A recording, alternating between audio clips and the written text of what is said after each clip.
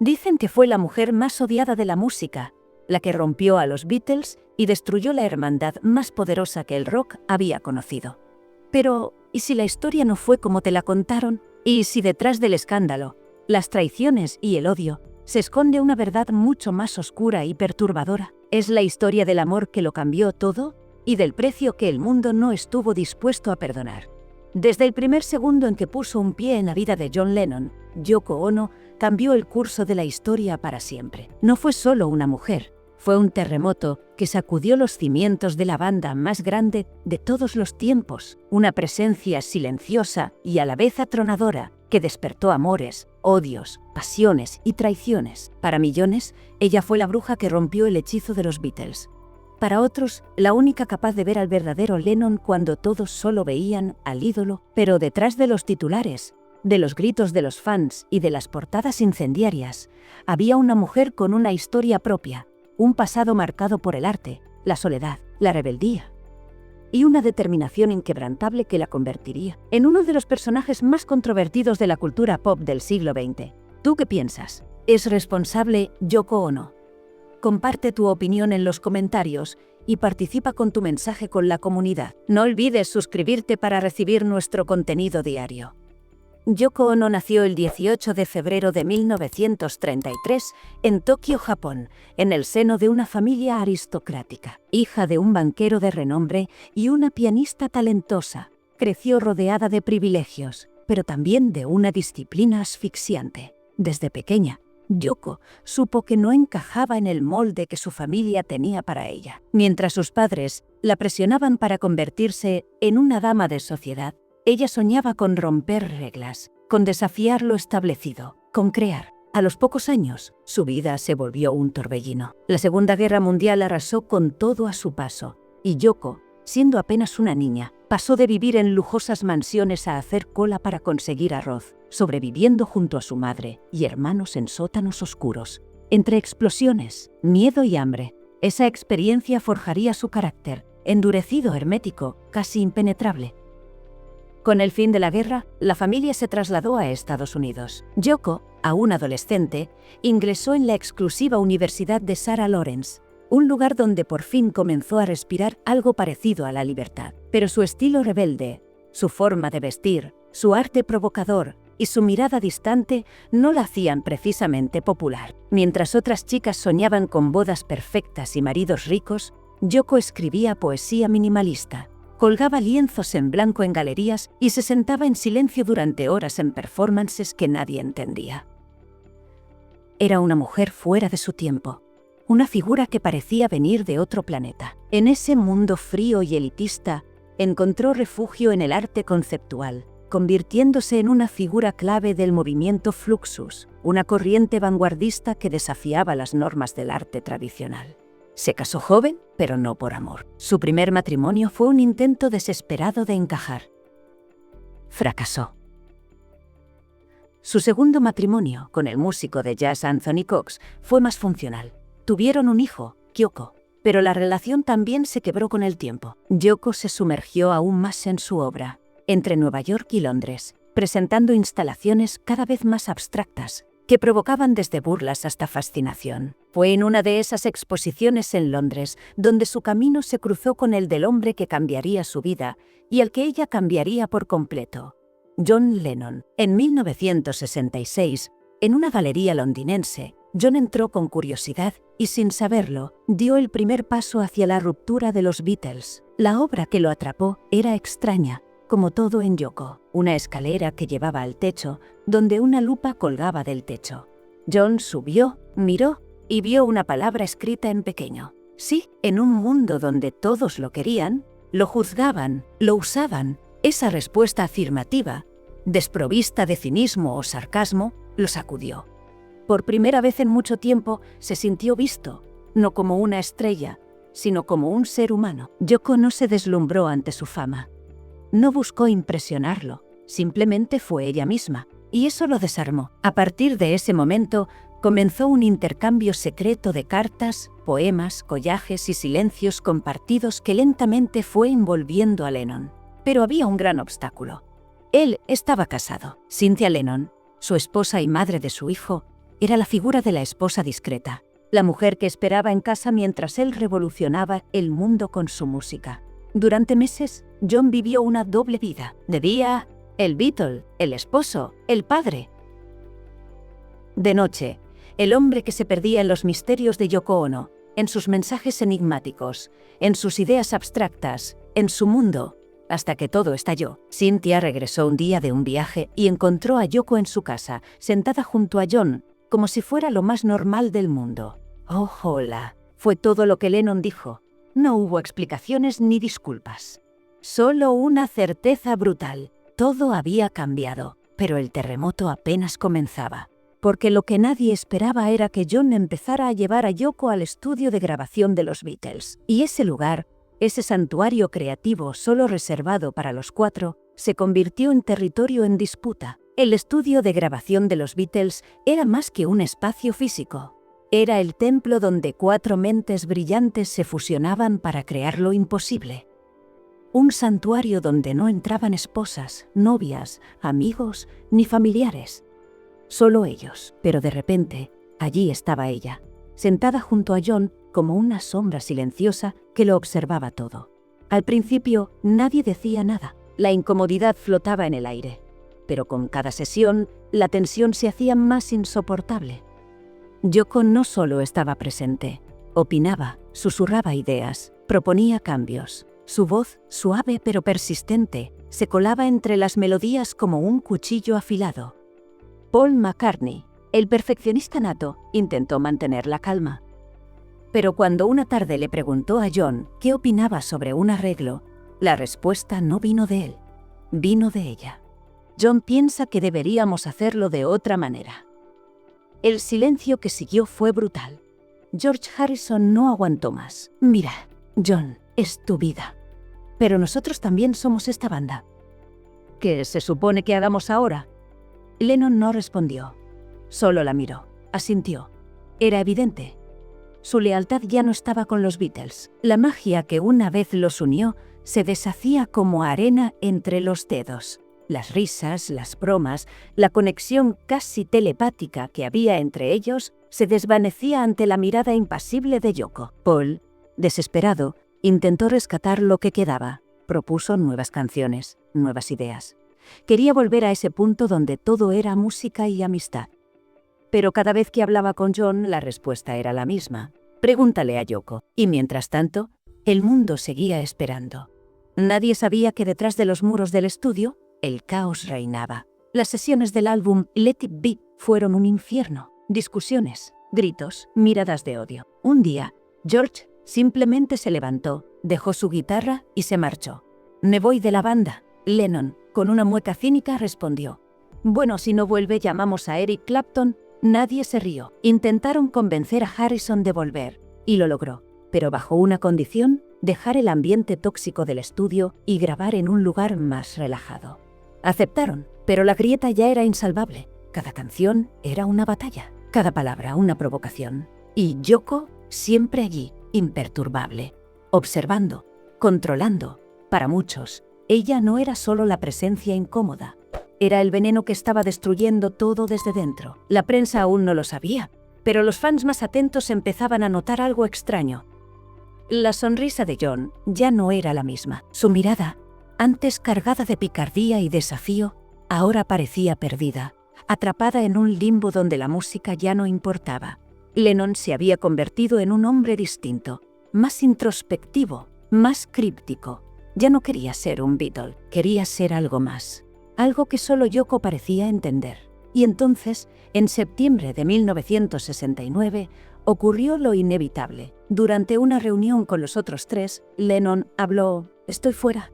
Me voy de los Beatles». Paul no podía creerlo. «No puedes simplemente irte. Esto es más grande que nosotros». Pero John ya no estaba allí. Miró a Yoko y no dijo más. La decisión estaba tomada. Y el mundo, aunque aún no lo sabía, estaba a punto de perder a la banda más grande de todos los tiempos. La noticia se mantuvo en secreto por razones contractuales, pero la tensión seguía creciendo. Y cuando meses después, Paul fue quien hizo pública la separación, Lennon estalló de furia. «Fui yo quien se fue primero», quería decirlo yo. Pero ya era tarde. El final había llegado, y el mundo, buscando un culpable, encontró un nombre que lo resumía todo: Yoko Ono. Ella, la mujer extranjera, artista extraña, silenciosa e inmóvil en medio del torbellino, se convirtió en la villana perfecta. Cartas de odio, insultos racistas, amenazas, portadas de revistas llamándola la mujer que destruyó a los Beatles. Pero ella no dijo nada, no lloró en público, no se defendió, porque sabía que en realidad los Beatles ya estaban rotos. Ella solo fue el catalizador de algo que se venía gestando desde hacía mucho tiempo. A pesar del odio, Yoko y John siguieron juntos. Unidos, inseparables. Hacían todo en pareja. Música, performances, protestas por la paz. Dormían, comían y respiraban juntos. Pero lo que parecía amor absoluto, pronto se transformaría en una jaula de oro. La imagen del amor perfecto entre John y Yoko era solo eso, una imagen. Puertas adentro, la relación comenzó a agrietarse. Lennon, libre de los Beatles, se entregó por completo a la vida con Yoko. Pero sin la estructura del grupo, sin giras ni grabaciones colectivas, su vida perdió rumbo. La dependencia emocional se volvió asfixiante. Lennon ya no tomaba decisiones sin consultar a Yoko.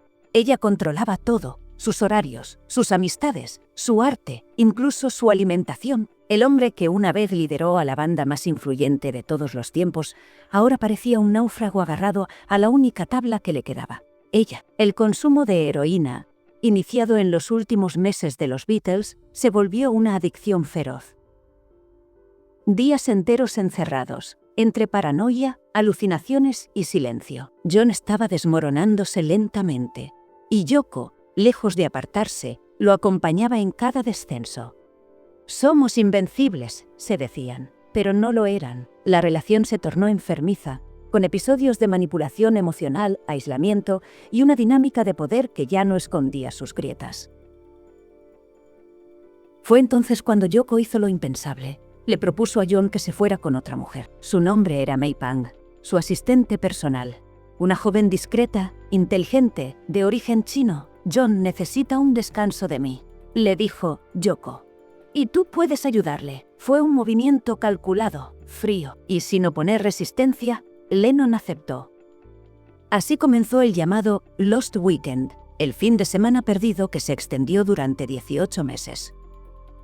Fue una etapa de caos, libertad y destrucción. Con May, Lennon volvió a beber, a salir de fiesta, a grabar con viejos amigos. Incluso intentó reencontrarse con Paul McCartney. Hubo risas, hubo abrazos, hubo momentos de nostalgia por lo que una vez fue, pero también hubo excesos, peleas, noches interminables. A pesar de la aparente libertad, Lennon seguía roto por dentro. Una noche, borracho y desesperado, llamó a Yoko. «No puedo seguir así, te necesito». Y ella, como quien recoge los restos de su propia creación, lo recibió de vuelta, pero con condiciones. Cuando Lennon regresó, no volvió como el rebelde desafiante, volvió como un hombre domesticado. Yoko le impuso una rutina estricta: despertarse temprano, dieta controlada, meditación, control absoluto sobre sus actividades.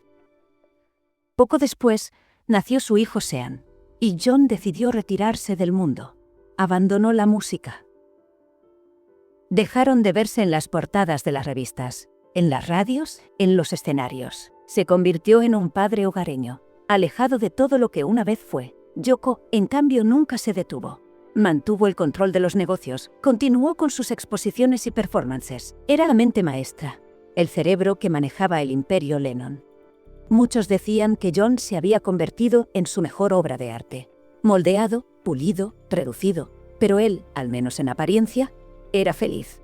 «He vivido demasiado rápido. Ahora quiero vivir diferente», decía. Durante 5 años, Lennon desapareció del radar público, pero en 1980 algo cambió. Una inquietud lo sacudió. Quería volver.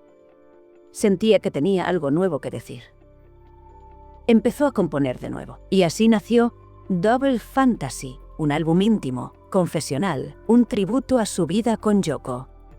Las canciones eran suaves, maduras, llenas de nostalgia, pero también era una súplica, un intento de recuperar su voz. La crítica no fue amable. Muchos lo acusaron de haberse ablandado, de haber perdido su filo, su fuerza, su rebeldía. Pero él no se dejó derrumbar. No me importa ser una estrella de rock, solo quiero hacer la música que siento. Era su regreso, su renacimiento, y parecía estar más en paz que nunca. Pero el destino tenía otros planes, y el horror estaba a solo unos pasos de distancia. El 8 de diciembre de 1980 comenzó como un día cualquiera. John Lennon y Yoko Ono desayunaron juntos en su apartamento del edificio Dakota. Dieron entrevistas, hablaron de sus nuevos proyectos, compartieron sonrisas. Lennon estaba feliz. Había vuelto a hacer música. Se sentía renacido. El álbum Double Fantasy era su forma de contarle al mundo que estaba en paz. Esa tarde, al salir del edificio rumbo al estudio, un joven lo interceptó. Llevaba un ejemplar del disco. ¿Me lo firmas?, preguntó. John sonrió. Lo firmó. Le dio las gracias. Cuando John y Yoko regresaron por la noche, él seguía allí. Esperó a que se acercaran. Sacó un revólver. Disparó 5 veces. 4 balas impactaron en el cuerpo de Lennon. «Me dispararon», alcanzó a decir antes de desplomarse. Yoko gritaba, implorando ayuda. El mundo se detenía. A las 11:07 p.m., en el Hospital Roosevelt, John Lennon fue declarado muerto. Tenía solo 40 años. La noticia paralizó al planeta. Las estaciones de radio dejaron de emitir programación normal para sonar exclusivamente canciones de los Beatles y de Lennon. En todas partes del mundo los fanáticos se reunieron para llorar. La generación que había crecido con Hey Jude, Imagine, Strawberry Fields, no podía creerlo. El hombre que predicó la paz, asesinado brutalmente frente a su casa. Yoko quedó sola, devastada.